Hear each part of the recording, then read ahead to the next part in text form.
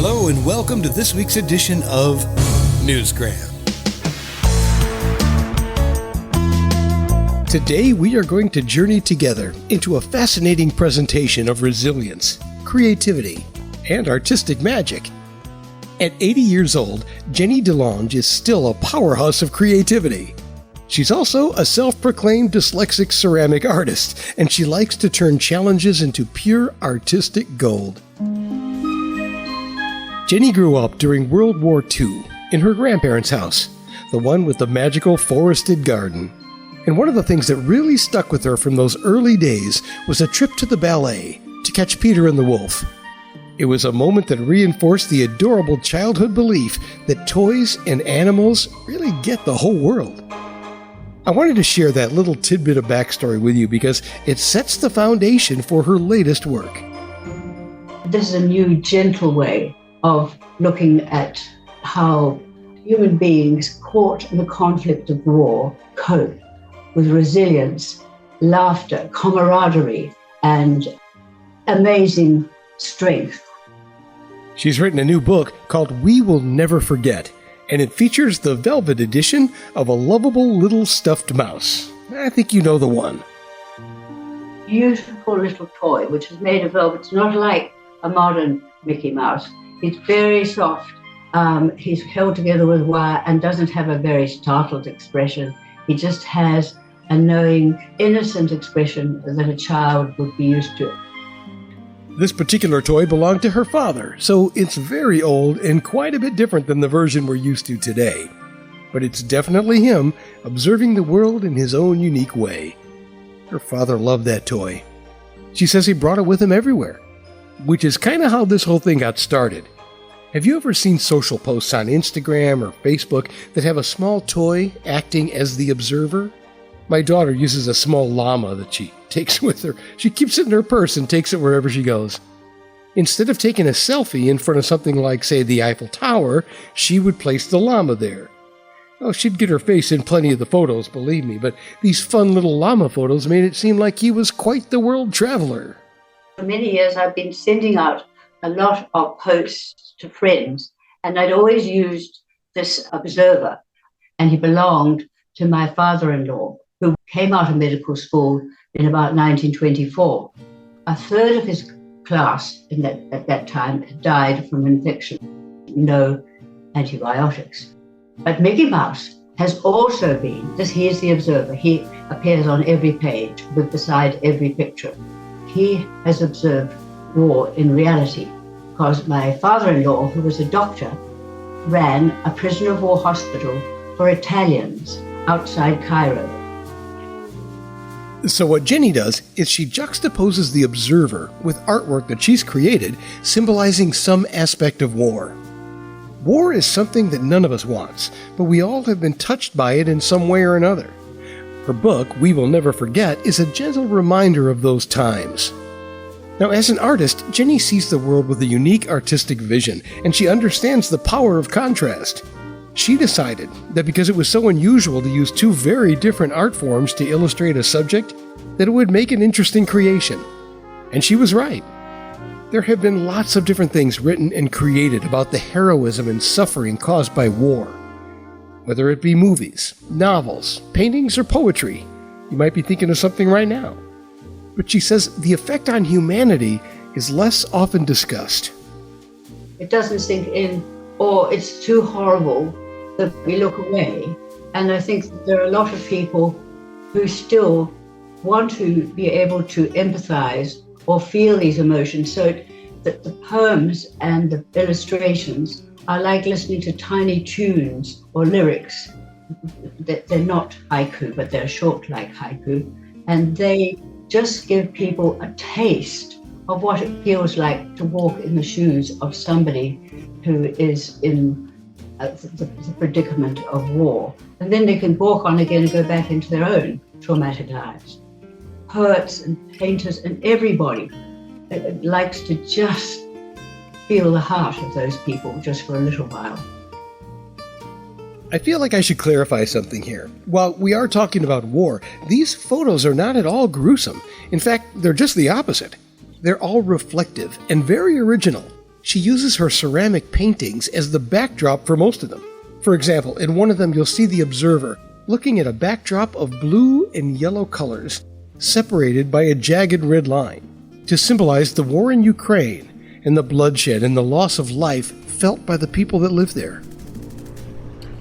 After a while, that heals, and you only remember the really good times, but it is very painful at the time. So I think life is extremely complex, and it isn't one thing all the time. That's, I think, if you are in the Ukraine and living there, that you still dance, and you still fall in love, and you still, if you're an old lady, think, what can I do? And so you put a grenade or medical supplies in a basket, get on your bicycle, and take it to the front line.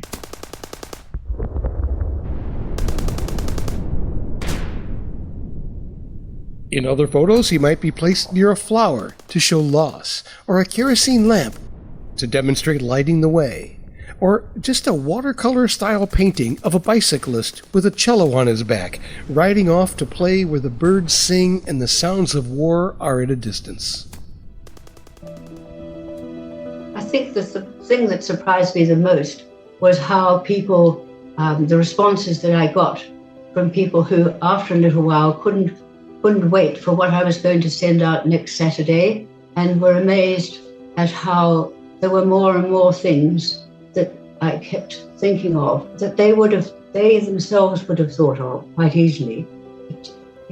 And they wrote such lovely things. I just can't wait to hear what Mickey Mouse has said. And then they would be terribly sad and hurt by what they were reading, that they could recover and go on through the day. It makes us feel a very powerful human emotion. Why are we drawn toward war? Horror movies, even true crime podcasts. Somewhere in there lies a complex interplay of psychological, emotional, and cultural factors. And all of that might be a little too deep for this edition of Newsgram, but at the essence of Gennie's work is our mind's ability to navigate and make sense of those intense experiences in a controlled environment, and then walk away unharmed with just our feelings to guide us. And how people, even when there's only rubble and their house is completely smashed, they still know that the spring will come and flowers will grow again. It's not about the horrors, it's about how people have hope and how they know that they will dance and laugh, but it will be under a black moon. Our lives, the things we're exposed to, they shape who we are. Our experiences motivate us. Gennie reflects on her life growing up during World War II with her father, the doctor, who was also a real-life war hero, and the stories he shared of camaraderie, daredevil escapades, laughter, determination, and sacrifice. I was alive in the last World War, and my father, who was the squadron leader of New Zealand's only dive bomber squadron, used to come home on leave, and he would come home in high spirits, I think really buoyed up probably with adrenaline from the fear and the excitement and the thrilling times and that he had had with his friends. There was immense camaraderie and at the same time terrible fear that you wouldn't return from the next flight. And I think he always carried with him this feeling that he was here on borrowed time, that he was beyond lucky to have survived. That sense of borrowed time was probably driven by the fact that half of his squadron didn't make it back. All these things make up the work of Gennie de Lange, including the idea that life is a gamble. If you know anything about ceramics, you can understand that. Every time she throws one of her creations into the kiln, there's a risk. I'm in my 80s, and so for 60 years I've made ceramic paintings. Now, ceramic paintings are very different from oil paintings.